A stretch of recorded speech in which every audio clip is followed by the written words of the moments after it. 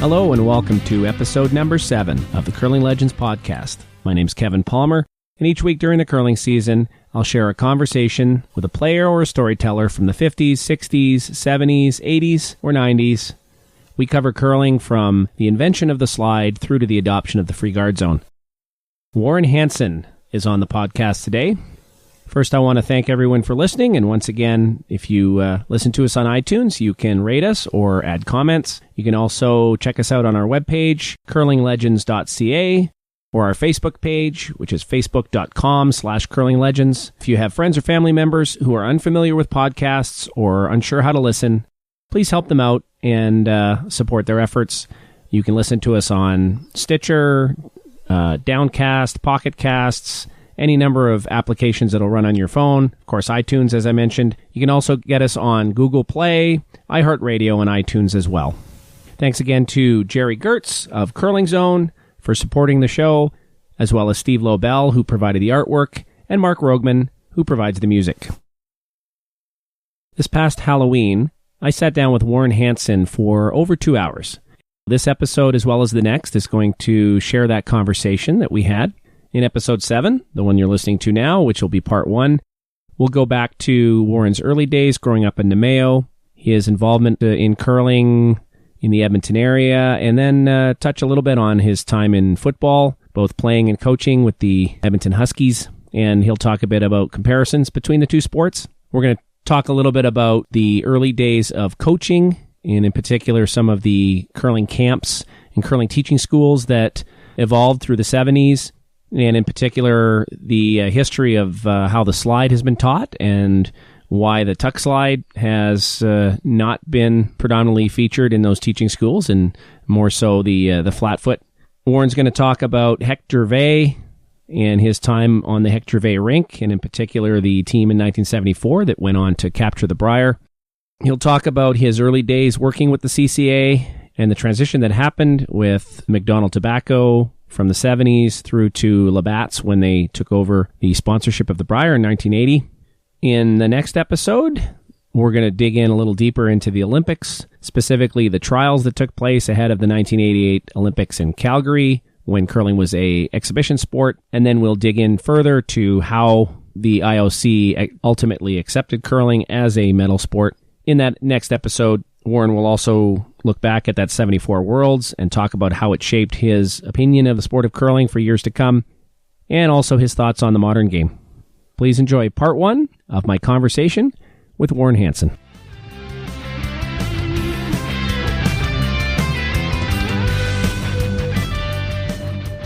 The European team in the playoffs, and as long as there was only 3, it was going to be Canada, Scotland, and the U.S. forever. So by having a 4th team, there would be a European representative, but the fact that Canada always played that 4th place team in the first game because 9 out of 10 times they were first. Yeah. And, when you're going on a 1 game, you're in or you're out.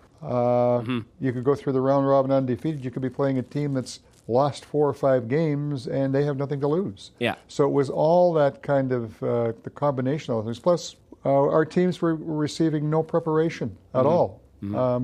I can remember when we went, and this is what spurred me to come back and eventually start the team leader program, was we go to Switzerland, we win a Brier on a Saturday, and we're leaving for Switzerland on a Wednesday.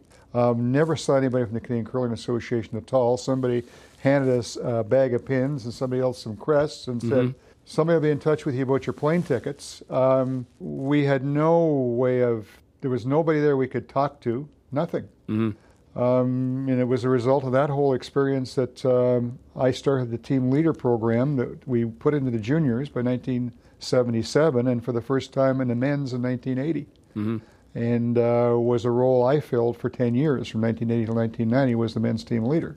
And then through that process brought other people into the fold that were doing the women's and the juniors, and eventually that was the beginning of the whole team leader program that now is massive in Canada. So, all right, so let's go back. Talk about your first experience and exposure to curling. Again, I grew up in Nemeo, Alberta, and my parents curled at the Thistle Club, and so I used to go and particularly watch my father play when I was probably 9, 10, 11, 12 years old. Kind of got infatuated with the game. 1954, I would have been 11, and actually saw a game or two at the Briar in Edmonton, which Matt Baldwin, that was his first win, and he had the slide delivery, and that kind of intrigued me about the sport. Mm-hmm. And because my parents played, I was itching to get on the ice as early as I possibly could, and at that time, it wasn't really possible. So the Air Force Base, just down the road from where I lived, put a curling rink in place, I think about 1957, and actually the high school from the Mayo started to go down there, I think it was Tuesday nights to play, like about 1958, and that's kind of where I started playing. So you actually had an interest to play the game, but didn't have access to it until later. Okay. Yeah, I mean, you had to figure it out yourself. There was no, you read Ken Watson's books and watched what other people did and tried to emanate it. And so where I really started to play to any degree was at the Lancaster Park rink at the Air Force Base. And then I became pretty involved there. I mentioned, I think earlier, that I had played in the high school zone playdowns in Zone 5 in 1960, which we had won, where I played second with a team that I don't know how we won, but we ended up in the city of Northern Playdown in 1960. And Tom Kruger happened to win that and went on to win the Canadian Championship. I again played in 1961, this time skipping myself, and lost the final to Roger Como in the St. Albert Club. In 1962, I ended up going to Alberta College to complete my high school, and lo and behold, Tom Kruger was going to school there. And as a result, I ended up playing second for him, along with Wayne McElroy at third. We thought we were going to win the entire country, but stumbled in the final playoff in Northern Alberta and didn't win. And as a result, I went back to curling at Lancaster Park and ended up skipping 3 Air Force guys there for, I think, 3 years. Mm-hmm. We won the Zone 5 in 1966. I was skipping. And in the following year, I went back and started playing in Edmonton with Wayne McElroy, who I'd played with on Kruger's team. We won an Edmonton Zone in 67, we won an Edmonton Zone in 68, and it was like the repeat of the high school playdowns where we went through and we beat everybody. We were undefeated in the city zones and in the northerns, and we ended up having to beat Bill Mitchell one time out of 2, and we'd beaten him in the zones. We'd beaten him in the first game of the northerns, and one more time ended up losing 2 in a row. Mm-hmm. And so from that point, I think I skipped in 1969 myself with Bob Hawkins and Jack Eisenman, George Spanich, and that was somewhat of a disastrous year. And in 1970, I started playing with Ron Anton. He skipped and I played third. We went through a period of 3 years, I think, 71, 72, where we had won a lot of things on the Bonspiel circuit, but we were having terrible luck in the playdowns, didn't qualify out of the city once. I then was getting into the curling business to some degree. I guess it was after the 72 season. Anton, who never particularly liked skipping anyway, said to me, if we're going to continue playing together, you either got to skip or play second because I'm not skipping anymore. My response was, well, with what I'm doing, I'm not anxious to skipping. I haven't got the time to dedicate to it, and I'll play second, but who are we going to get to skip? And of course, he'd played with Gervais through the early 60s, won a Brier, should have won a second one, and said, we can get Hector. So how old's Hector at this point? Hector at this point's about 38. Okay. So my immediate response was, you got to be kidding. Mm-hmm. Because Hector, at that stage of his life, didn't have a good reputation because he was partying a lot. He didn't really seem to have the desire to compete at a top level. And so Ann says, well, we should talk to him because you'll see. You'll see. So I always remember this discussion that we had with Hector at the lounge of the old Edmonton Inn. So we kind of laid it on the line to Hector that if we were going to play with him, that there was no partying when we were playing, and that that was going to be 100% rule. That's the way it's going to be. So in his Hector style, he kind of says, well, that's okay. But he looks at me and he says, you got to change some things too. I said, oh, what? Well, you got a temper. You kick rucks. And I don't want any ruck kicking. And this is directed right at you? Or yeah, okay. Yeah, all right. Yeah. Because I was kind of the guy driving the thing on the partying. So, okay, we got a deal. I won't kick any rucks. You weren't partying. Yeah. So for the 4 years we played with Hector, I think both of us pretty much followed our deal, except a couple of times he got away on us. I can remember his buddy, Casey Anderson, luring him away a couple of times. But for the most part, when we played, we kept him on the straight and narrow. I could tell Hector stories for hours. He's a funny man, character. Well, why not? We can jump around a bit, because I've heard a couple of other interesting stories about Hector. I know one Jamie Paul told me about, where when Jamie was young, just out of juniors and playing against Hector, and Hector kind of used one of these techniques where he tried to challenge him on something that wasn't really the rule, and then stood right up to him. Yeah. And of course, James isn't that big a guy, and James came up to his chest, and Hector stood right in, at the end of the sheet. And then after the game was interesting, because Jamie stood up to him, and then afterwards in the lounge, Hector went over and congratulated him on his knowing that he was right, and proud of him for sticking up for him. But did Hector try, because he was a big man, and they called him the friendly giant, I guess, but did he try to, was he always maybe sometimes not friendly? Did he use that? Hector was anything but the friendly giant on a sheet of ice. I mean, Hector was a demon on a sheet of ice, and probably the guys that got the most abuse was his own team. Mm-hmm. There was no democracy on a Hector team. I mean, he was the guy in charge, and you didn't question, you didn't ask questions, and that's the way it was. Period. Now, had you had that kind of experience in curling prior to that point, either with other skips or players? No, not really. Yeah. I mean, I was aware of Hector's manner of operating, because we'd played against him many times, and when I was playing third with Anton, it was always. We played him many times. I don't know if we ever beat him, because this was the other thing. Hector always seemed to find something he didn't have whenever he played against somebody that used to play with him. Okay. But he against Anton, he would be very up for those games and unbelievably so. Use whatever he could in his. Yeah. So I mean, even when we were playing with him, if we ever played against somebody that had been on one of his teams, and we were playing against them, I mean, he absolutely. If we lost that game, he was not a happy man. Yeah. And so. He was a different guy to play with. You had to accept that if you're going to play with Hector. I would bark back at him once in a while, but he never said much to me. It was always the leads that were the beating boys. So initially it was Wally Ursulak, and then he had Bill Tainch there for a while, and then it was Darryl Sutton when we played with him. And of course, Sutton never quite figured out that he was the beating boy, and he always, you can't talk to me like that. Well, he did. What are you going to do about it? Yeah. Right? But... he was not the friendly giant, but man with an unbelievable touch and ability when he put his mind to it. That the amazing things that he could do on a sheet of curling ice with an absolute unorthodox style and a way of doing everything. He had an uncanny sense and feel that the only other curler I've ever seen that sort of had that same kind of ability was Ed Wernick. Just that they could throw the rock. The broom was just a reference point as to where they let the thing go and how they threw it.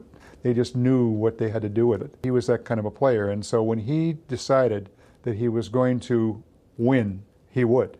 But it was a matter of getting him into the frame of mind that he had that kind of killer instinct in him, because at the point we started playing with him, he had lost a lot of that. He didn't have that killer instinct desire to win all the time. And I mean, during the 4 years we played with him, we went through a lot of ups and downs, and because he wasn't motivated. And the year that we won, Anton and I had even talked in December of, are we going to finish this year, because he'd been playing so poorly. So we decided, we'll finish the year. And I'll always remember playing in the first game of the City Playdowns. We're playing a guy by the name of Ken Watson, who was here in Edmonton for many, many years. He's actually in Vancouver now, on the outside sheet of the Shamrock Curling Club. I'll always remember the first end. Sutton and I are standing at the hog line, and we're looking over 6 sheets over as to what's going on. All over here, they hear this voice of, "Hey, you guys, we're playing on this sheet of ice." And we're going, "What was that?"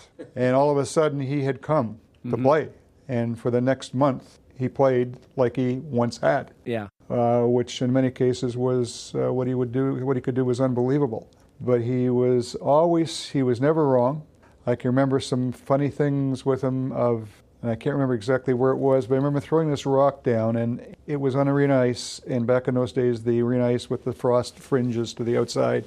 Once a rock broke into the frost, if you hadn't started sweeping it before you got there, you were going to lose it. So we're playing this in turn, and he lets it go, and it wasn't much weight as usual, and we start sweeping it. And I hear this whoa, and I keep sweeping because I know we're getting. He says whoa again.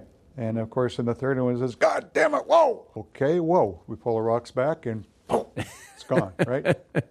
So we're going back this way, and he's coming down the center of ice. And as he's passing it, this comment says, "God damn it, you guys, you got to learn to think for yourselves. Don't listen to me." So did he ever do some of these with a smile, or just? Oh no, yeah. No, no, there was no smile. I mean, he had these.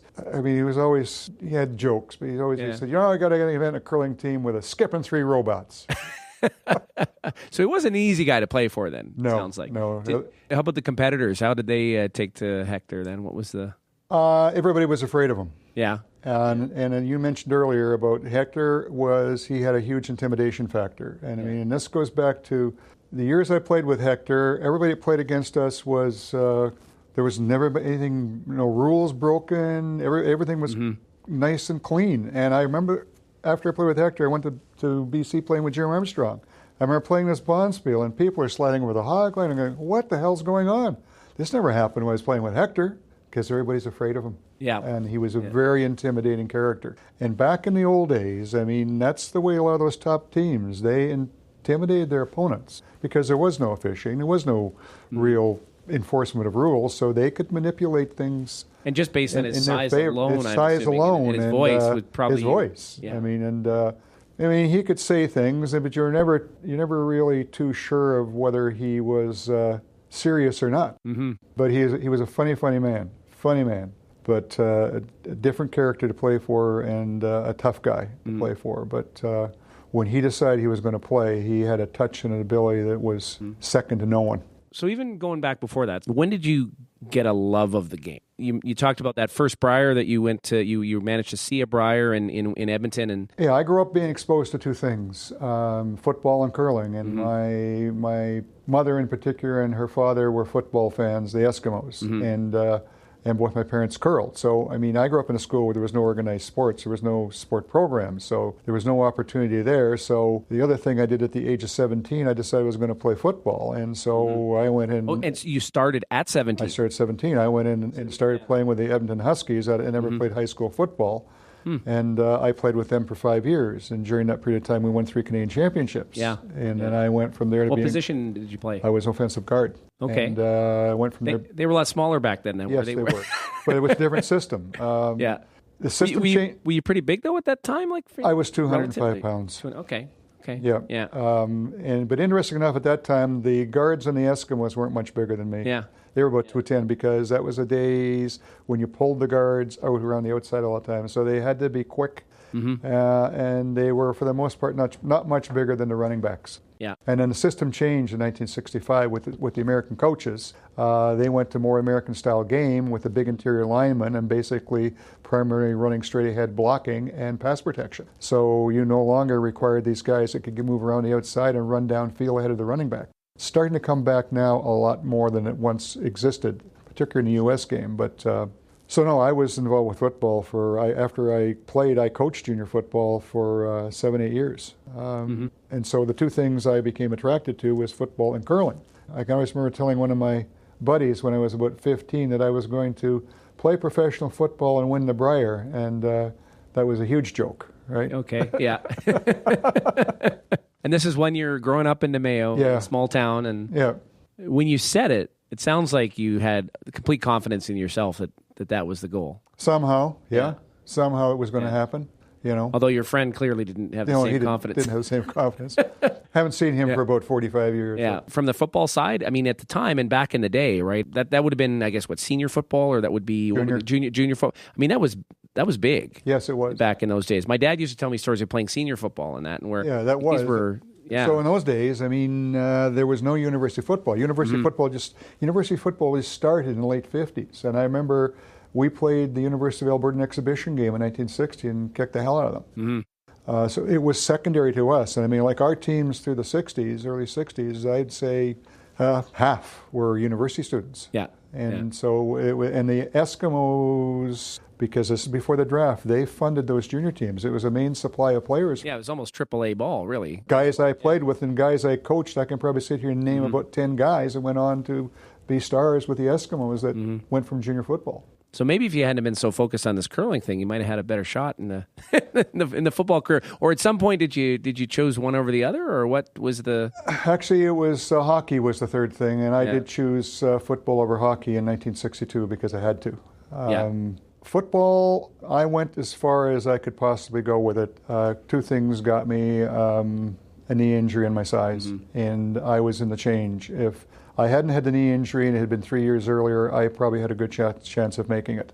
But at the point in time, with the change in the system and a knee injury, playing any further was out of the question. Was it your sliding knee then, or your pushing knee? It was your sliding knee. So did that? So at that point, you were curling competitively, and were you playing as much as possible, and the Brier goal was still there at that point? Yeah. Oh yeah. I mean, I was curling all winter. I mean, in 1962 is when we should have won the juniors, high schools, or whatever you want to call it. At the same time, I was playing football. Did the knee injury do any damage from a curling standpoint, or it actually? Well, the interesting thing about the knee injury, and this goes always an interesting thing. I mean, Ron Anton was sort of he was the guy that I looked up to as a kid. I mean, Ron won the Brier when he was 19, and he's the youngest person to ever win the Brier. And I mean, I was only 17, and so Ron had the first guy that really had the flat delivery. And so for some reason, a year before I ended up getting a knee injury playing football, I changed my delivery to the flat-footed style. Turned out the same as Ron Anton did. Okay.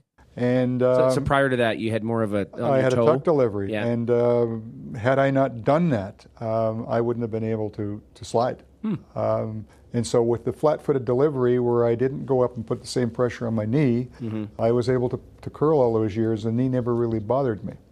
What made you choose to slide like Ron Anton? Well, I think probably because of his success and the balance that he had from using that style. I mean, when we went and developed the whole teaching system back in the early 70s and the Silverbroom Curling School and all the things that were happening then, Ron Anton was one of the main guys that was involved with us in developing that whole approach to teaching that became kind of the benchmark for the country. So that's a whole other conversation we can dig into that I hadn't even thought of, which is if you look at the success of the tuck toe slide, in Manitoba tuck, they like to, there's all sorts of different terms of it, where it started, the evolution of it never really found its way into the early teaching models. Was that more just because of the people behind how the teaching models established it at the time? Well, I think we had pretty much determined two things during that period of time was balance and potential knee damage and knee problems from a tuck delivery.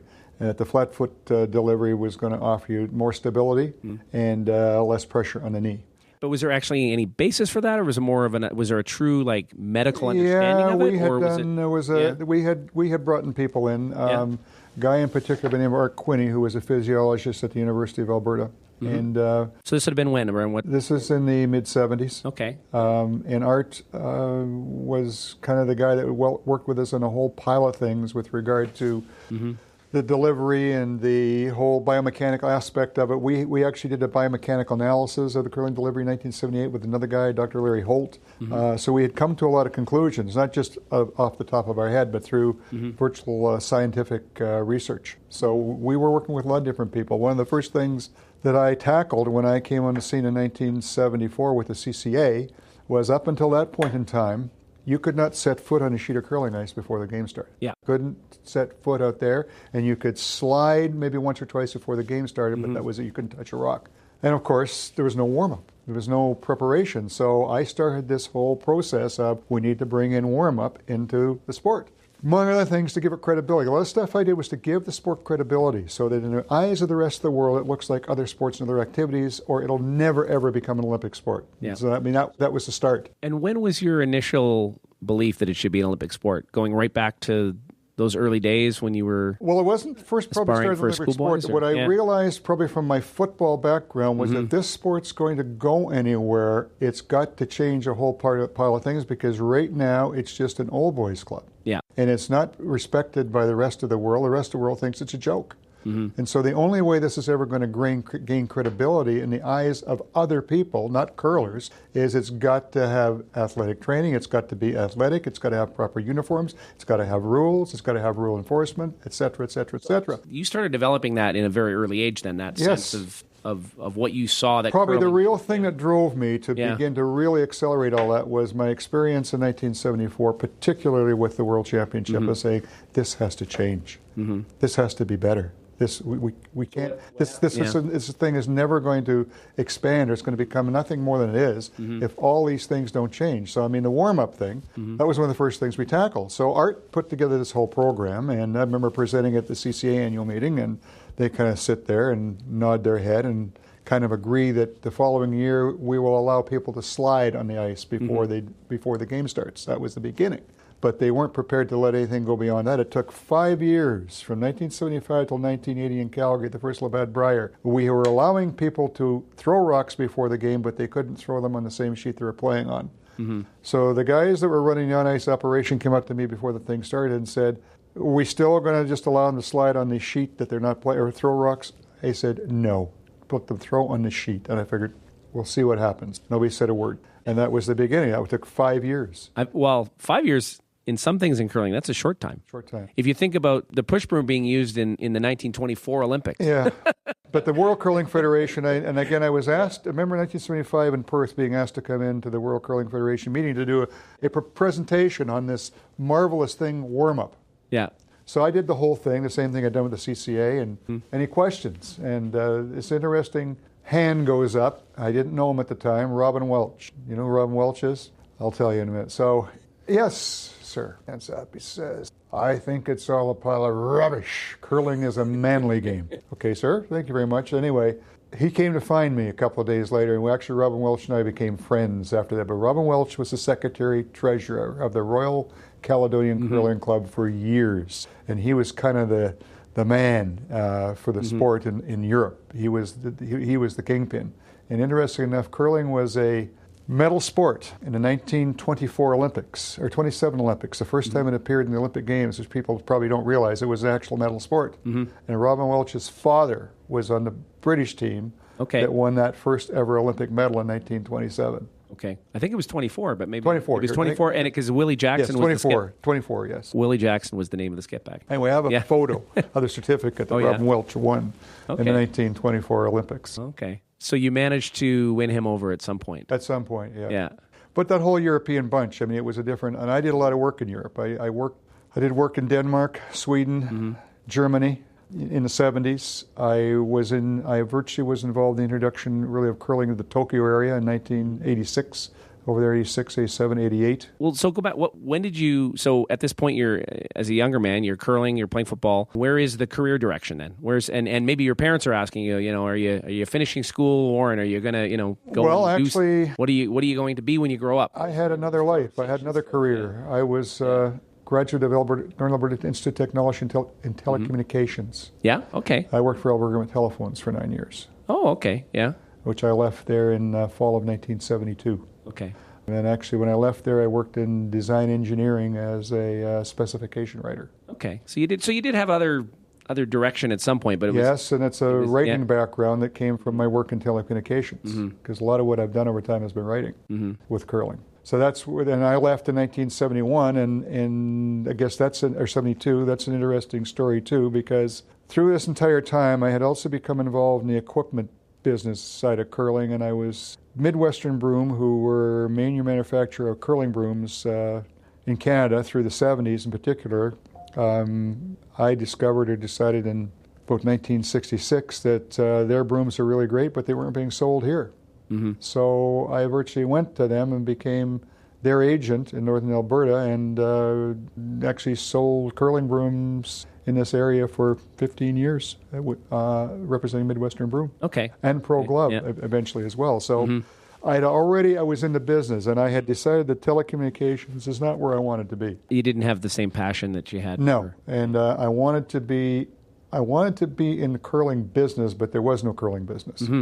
Well, that's what I find fascinating. There was something. I mean, there were clubs, there were people that were playing the sport. But I wanted to be in the. So it's interesting how things happen. So in 1971, would it be December? Yeah, December 1971. So the annual Canadian Open Carspiel was being held at the old Sportex in Edmonton. We were supposed to play, Anton skipping, I'm playing third, and Anton was a teacher. About a week before the things to happen, he can't get the time off. So CBC used to film tape this program Keen Ice. Ever heard of Keen Ice? Okay, well, I mean, I've heard of. I don't remember that name, but there was others. It's called Keen Ice. Okay. Glenn Bjarnason, CBC commentator, used to do this show every fall, and they taped it at the Balmoral Curling Club, and then they'd play. It was a series of half-hour shows, 15 of them, and then they'd play them once a week throughout the winter. It was called Keen Ice, and what it was virtually points curling. That they took certain shots, which I further developed that further as time goes on, as some of the stuff we did. And it was two guys against two others, and you're playing these shots, these point curling shots. So like pre-built shots. Yes. So let's set the rocks up a certain way, almost like a pool trick shot. So something that we've been doing, and I created it with the CCA, was hot shots. Yeah. And it's a lot of the shots in hot shots are what were played in Keen Ice. It's some of the main shots from points curling at primary, center around, the final destination being the button. And I did a thing here with ITV for 2 years back in the late 70s. That's what we call it, Destination 4-foot. It's the same idea. Okay. Anyway, so they decided to tape this just before the Carspiel because all these teams from Western Canada would be here. And Don Duguid had just won 2 World Championships in a row. And Rod Hunter and Jim Pettipies came in to represent that team in the Keen Ice series. So the fact that we found out late in the game that we didn't have a skip, we weren't sure what to do. So Wally Ursulak was the guy running a Carspiel at that point in time, along with Hector, I guess. And he knew Hunter and Pettipies, and he said to us, I'll see if I can get one of those guys to stay and play with you. So Hunter says, no, I've got to go to work. Pettipies says, well, okay, I'll stay. So he stayed, and he played third, and I skipped. And so in the process, we started talking, because he had some of the same ideas I did, and he got to know a lot of the key people at Air Canada through the 2 World Championships. So we got talking about this curling school idea, and the idea that we had kind of come up with was whether we wanted Air Canada to sponsor us running clinics, particularly all over Europe and parts of Canada, to further enhance the game for. But at the time, you're not thinking Federal Sport Canada. You're thinking Air Canada as a potential. Yeah. So long story short, over the process of the next few months, we finally didn't kind of get across what we wanted to originally have them do, but by July of 1972, we had signed an agreement with them we were licensed by them as a licensing agreement with Air Canada to be able to operate the Silver Broom Curling School. And with that came airfare and air freight and a whole pile of other things enabled us to do this whole thing. So in the fall of 1972, when I quit Alberta Telephones, we started the Silver Broom Curling School. Floundered a bit at the moment. We weren't the only ones in the business. There was 2 other groups. The one group was Duguid, Turnbull, and Ursulak, and another group was another guy out of Winnipeg, Jim McConnell, and Brian Wood, along with Bob Pickering, and I think Hector was part of that, and Hector Gervais had another group. But by 1975, we pretty much became the predominant group in the business, which is how I became involved with the CCA, because at the annual meeting in 1974 in London, where I was playing, my good friend Rain Kingsmith comes to me on, I think it was Tuesday, and says, the CCA is getting involved with something to do with instruction. Oh, are they? Because at that point they had not really had any they had interest or involvement nothing. So I said, are they? Interesting. Wheels are turning. He said, you want to talk to the guy that's going to be in charge of it? Yeah, I do. So on a Saturday morning, before we go out to play the final game of the Brier, I sit down with Kingsmith and Herb Millam, who was a Vancouver lawyer that was the new third vice president who was in charge of this whole new program, as, okay, what are you trying to do? What do you want to do? So long story short, they didn't know what the hell they were going to do. And the Canadian Ladies Association, who existed completely independent of the CCA, I had already been talking to them, and I knew they were looking at doing something similar, but not sure what. And so I said to Millen, have you talked to them? No. Maybe you should. They're trying to do the same things, which was probably the spur of the first discussion between those 2 groups of people, the CCA and the CLC. So as a result, they end up coming together, and I make an agreement with them to begin to operate what was then known as the Curl Canada program in the fall of 1974. And we were going to operate X number of clinics across Canada teaching people how to play. We're going to teach people to instruct how to play was the whole teacher. So prior to that, so going back to the sort of the 3 groups you mentioned, was that more just that going around and doing work almost like one-day clinics or 4-day. just 4-day? Ours was 4 days. Yeah. So we'd go into a city for 4 days and we'd run an afternoon, in an evening session for the most part, and put about 50 people through each one of those sessions. Anybody you remember from those sessions then that sort of went on to bigger, better things? People that you... Oh, sure. Yeah. Lots of them, particularly in Eastern Canada, because we were in every province, every city. Key guy, I remember Mark Noseworthy was one of the guys that went through. Our big guy, Cunningham, that played with him. Those guys were graduates of our program. Neil Houston was a graduate of our program in Calgary.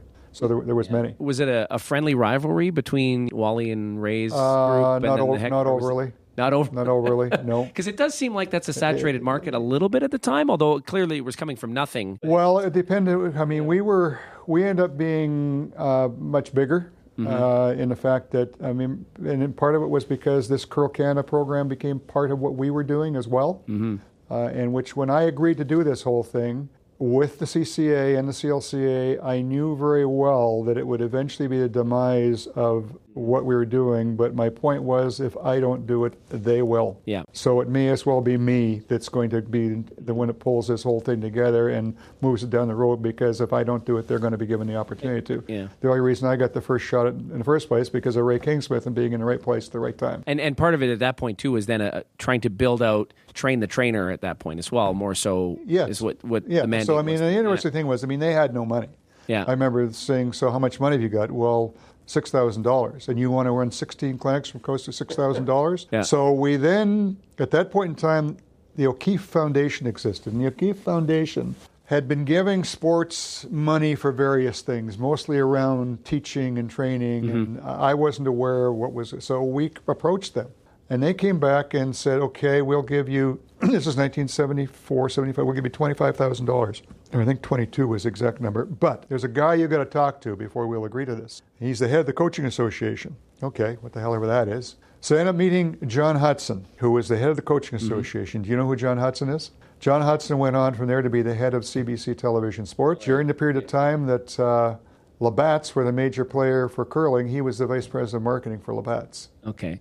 So I meet with John Hudson, and he says, we'll approve this O'Keefe Foundation money, but next year you have to agree to get into the coaching certification program, which we are beginning to get all sports into. So I'm going, okay, tell me more about it. So I find out, it's technical, practical, and theory, which is taught mostly through universities. Okay.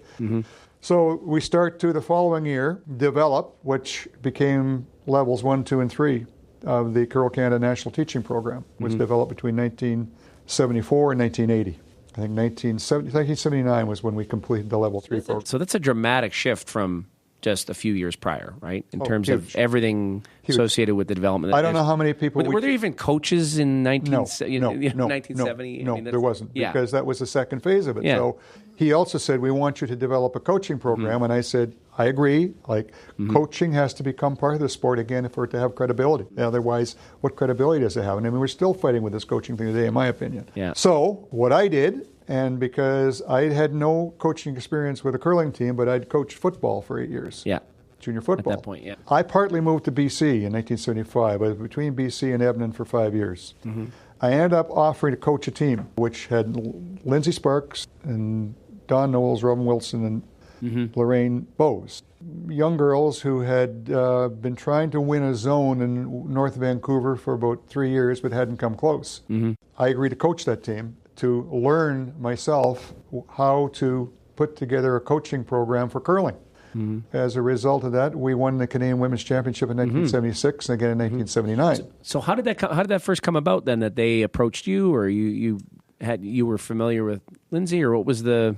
I went out there in the spring of 1975 to curl in a mixed bonspiel with Jim Armstrong and Dawn and Robin, who were sisters. Okay. And that's where the discussion started about that, because they couldn't figure out how to win. And so I took on the project of I coached that team for 4 years.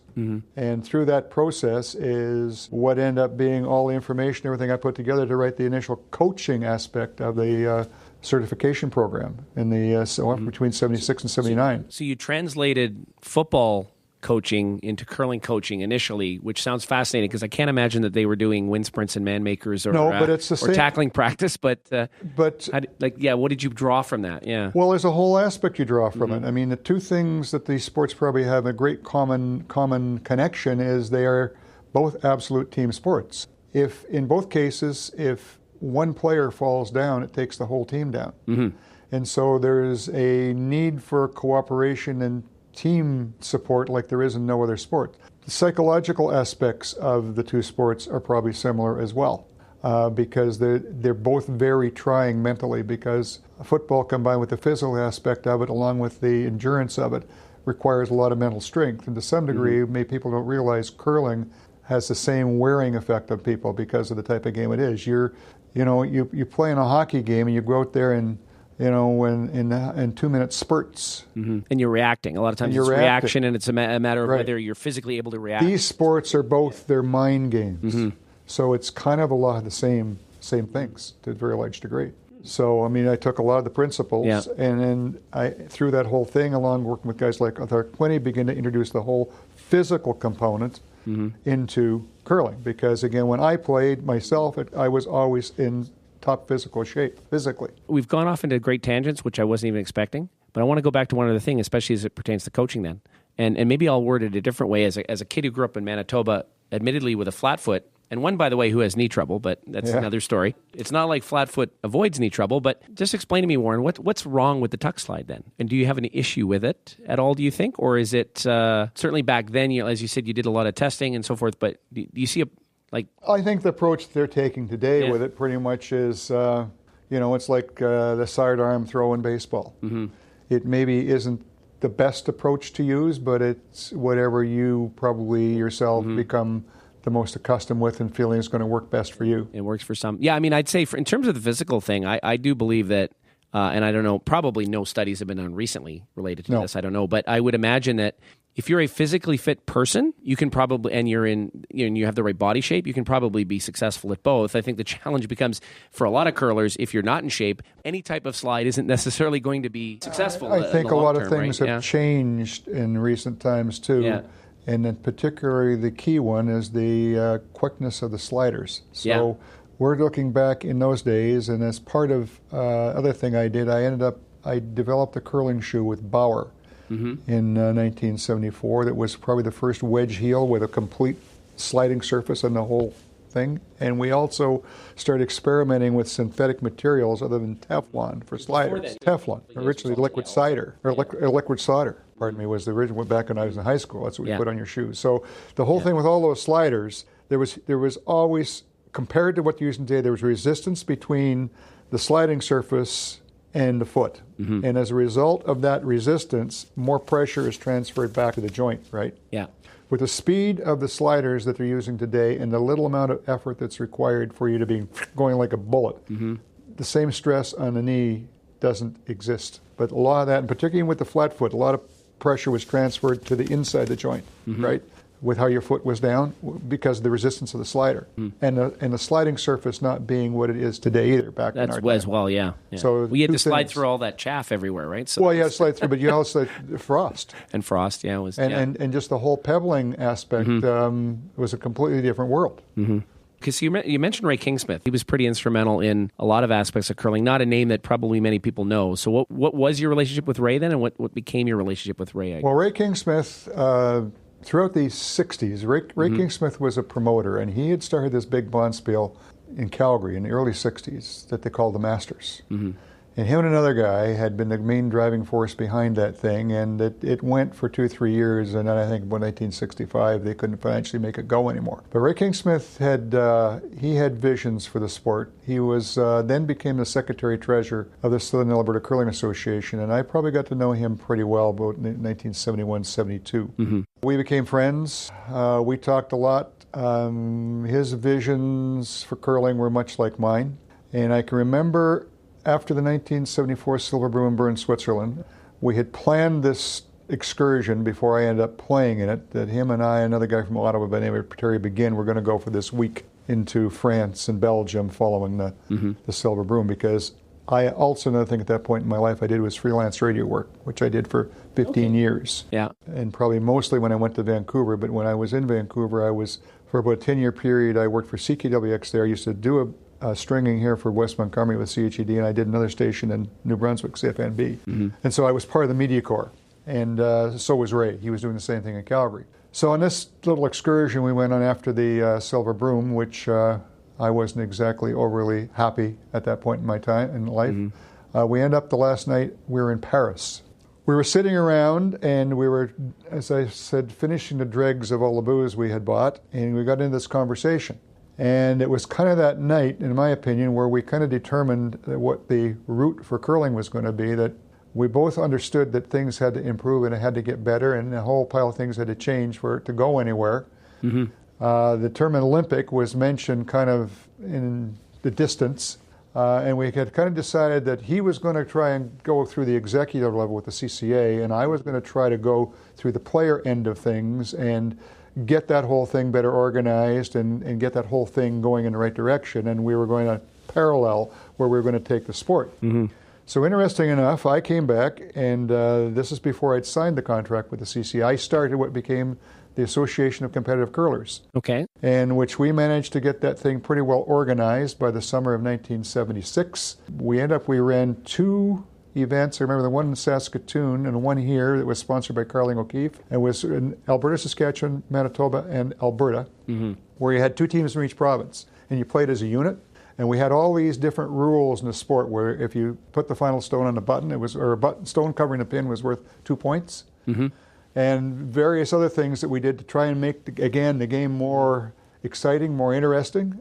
That competition was around, I think, for 4 years. But anyway, in 1976, because of my involvement with the CCA, they came to me and said, you know, that Association of Competitive Curlers thing you're involved with, I don't think you should be doing that when you're working for us. So at that point, there was an us versus them mentality a little bit? Or well, was it just... Yep. And I'll tell you, Maxwell had created a lot of that as well. I remember him writing a story about what the hell do we think we were doing, and you know, all the great volunteers done so much, and these players already are not grateful enough. And well, we got to go back. I mean, this is mid-'70s where. So, you know, the NBA had already sort of had, and they were sort of the early ones that had a challenge of ownership. In the sport world we live in today, it's just deemed that the players have as much of the exposure and the power and control they should, whereas back then I'm sure it was very much different. Oh, God, yes. Particularly in curling, that was not an accepted... So I stepped back, and Terry Bronstein took the thing over in 1976, and he kept it going, I think, till 1979, and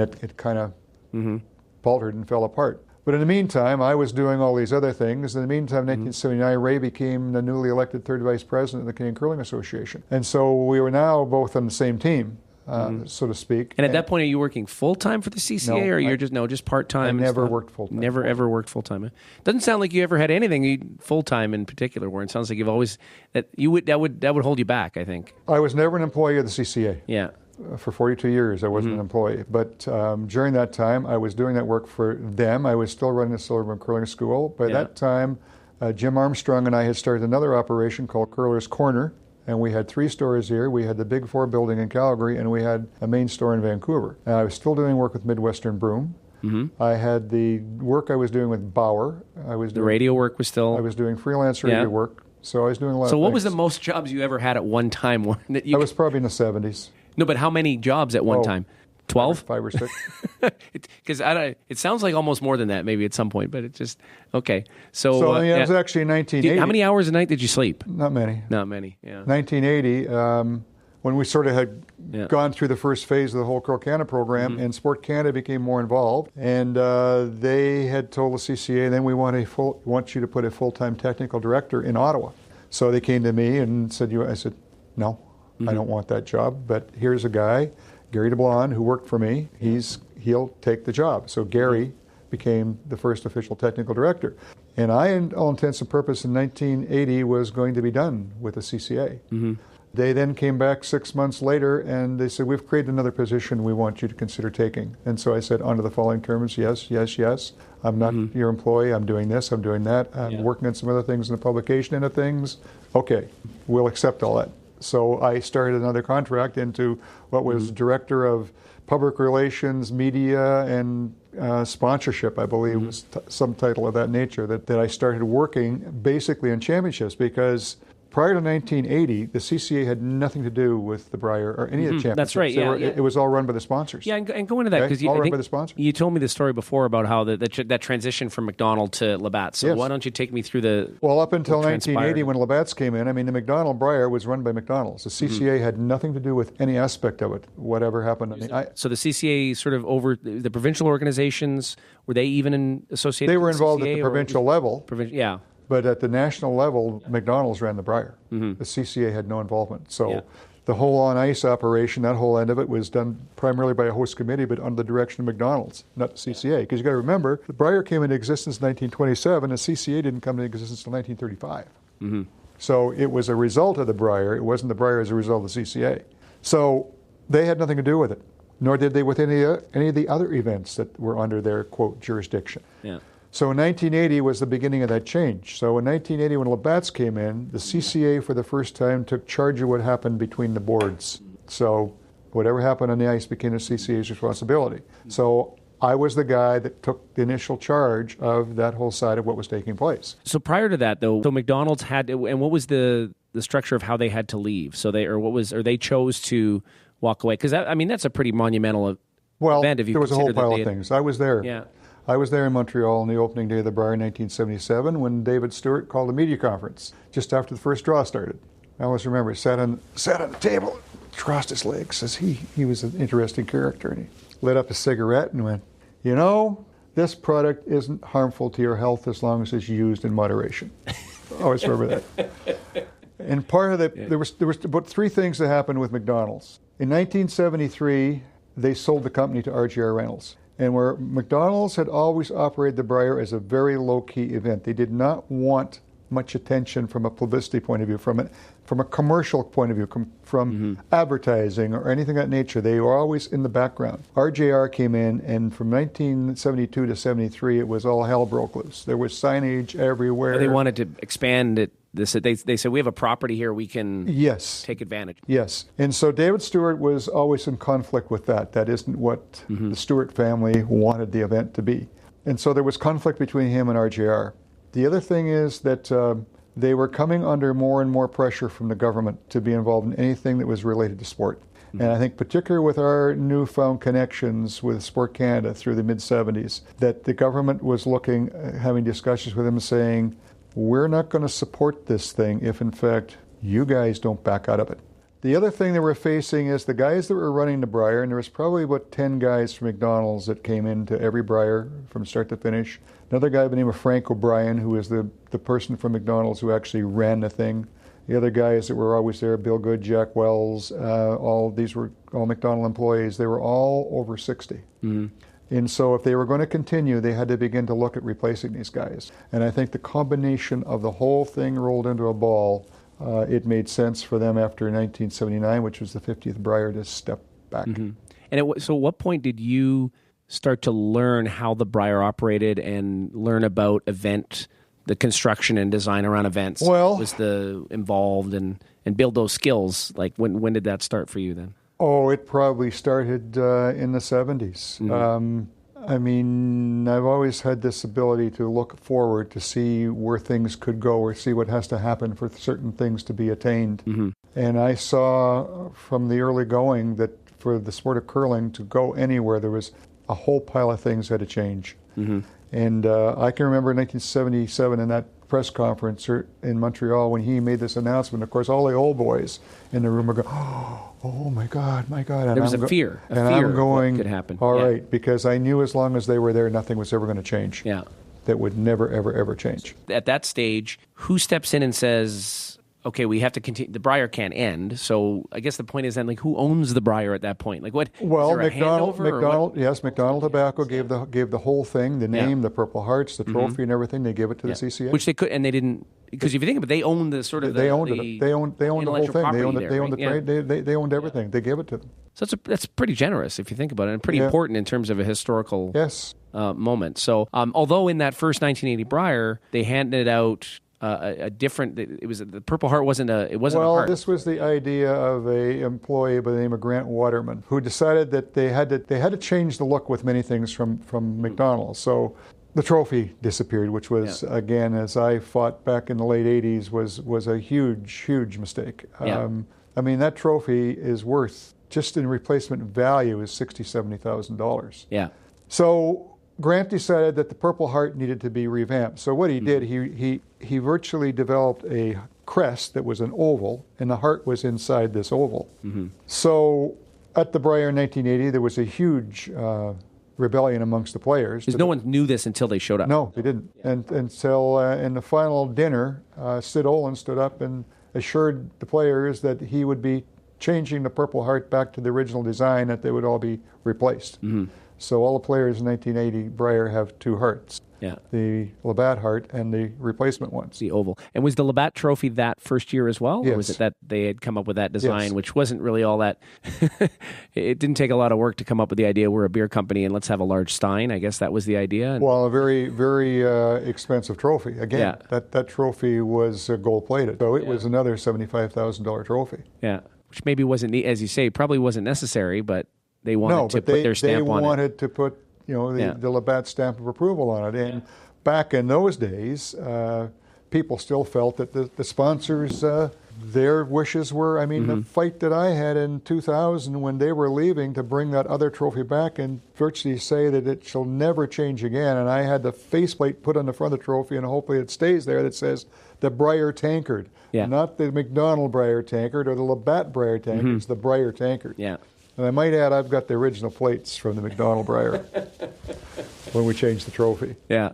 Yeah. Were you involved in that 1980 Brier? Oh, yeah, big time. Because that was the CCA had to take over everything that was between the boards, and I was the guy that ended up taking charge of all that. So we did a whole bunch of things that made a lot of people uncomfortable. That was the introduction of officiating, statistic, the full warm-up before the game. Took all kinds of steps that got a lot of people upset, and in fact, including banning smoking on the ice. Yeah, I mean that's true. You think about it, that's dramatic, right? Oh yeah, one more time, I was really popular.